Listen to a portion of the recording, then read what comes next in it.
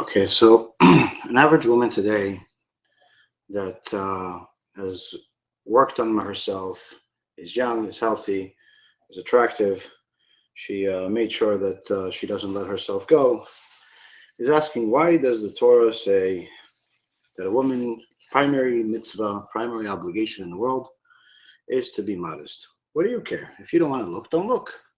Why is it my business? Why do I care?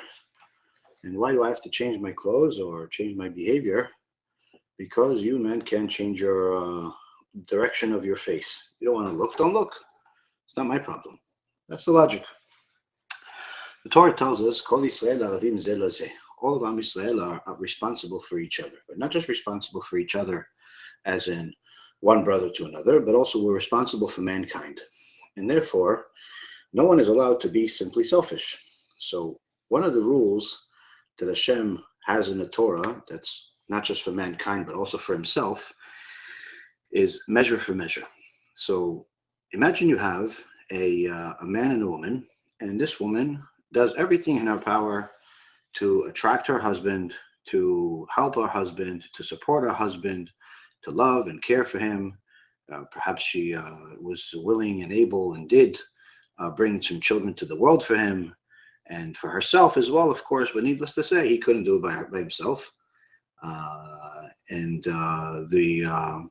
This woman did everything in her power to make her husband happy.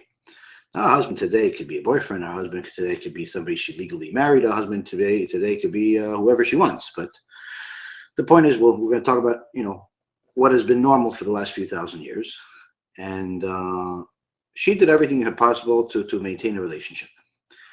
And let's say they're sitting down, they're having dinner, and she made sure to, groom herself and take care of herself, to look pretty for him, and to look pretty for herself too. But of course, she doesn't want him to not like her. And the whole night, every single time the waitress moves, his head moves. And every single time the next door table moves, with a few ladies over there, he also moves. In his eyes, instead of looking at his wife, they're looking at everybody else. So imagine that miserable heart that she has and that bitterness that she has against her husband, and also how terrible she feels herself.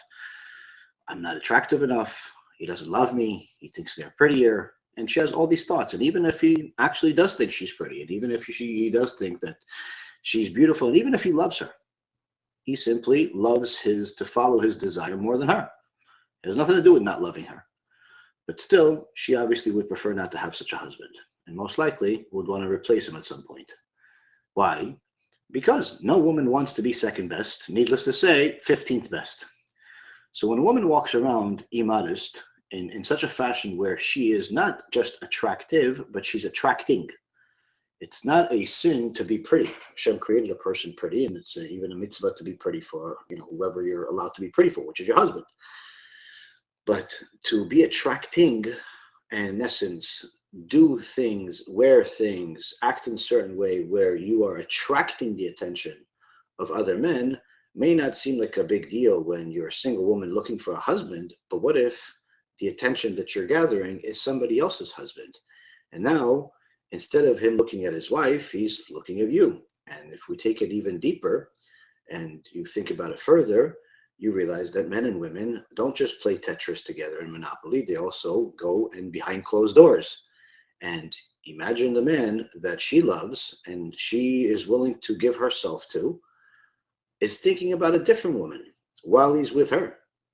In his mind, he's thinking about this woman that he saw in a restaurant. He's not thinking about the wife that gave him everything that he wants. He's not thinking about the woman that is saying, I love you. No, he's thinking about some woman that he saw that didn't give him the time of day and wouldn't. But instead, he's thinking about her. He's thinking about how she looks.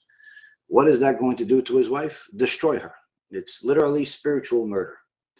So now when a woman is attracting, she's attracting the attention of not just single men that could potentially be her husband, but she's attracting the minds and the attention and the life of marriages.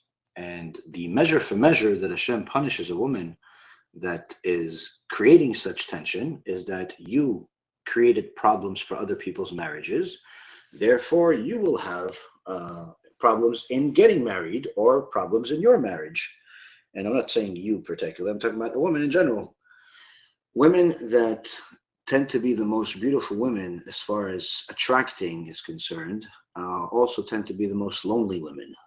Usually they're divorced the most amount of times or simply never married, and typically they end up becoming the most self-conscious women because they don't know what they're doing wrong, but nobody would have them. And not realizing that this is in essence, not that nobody would have them, everybody would like them, but they simply are not willing to make them their wife. Why?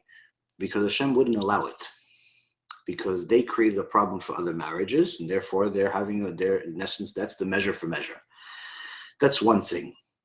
Step number two is to also know that the Torah tells us, especially in the world of the Zohar and the Kabbalah, it's also in the Gemara, that each of our actions create either an angel that is going to fight for us or a demon that's going to fight against us.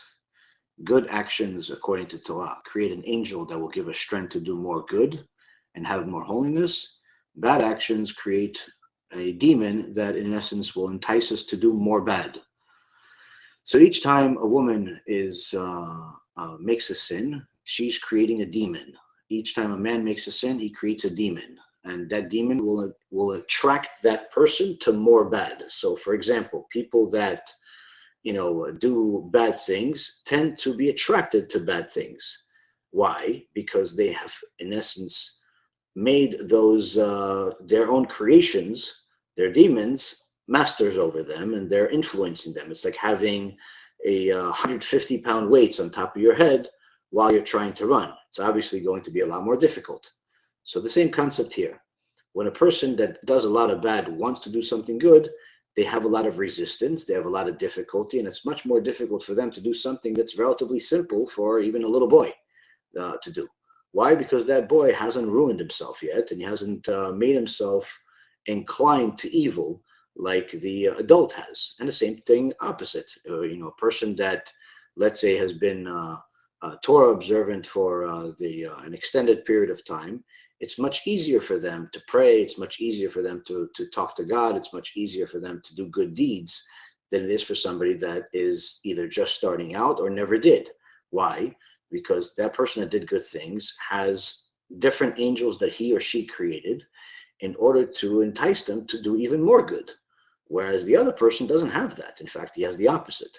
So there is a consequence of our actions where these demons do influence our actions. Further, there's something called nightmares, and even further, there's something called night terrors. I hope you don't know what it means, but if you do, then, and hopefully it's only from theoretical knowledge and not actual knowledge, because night terrors are hell on earth.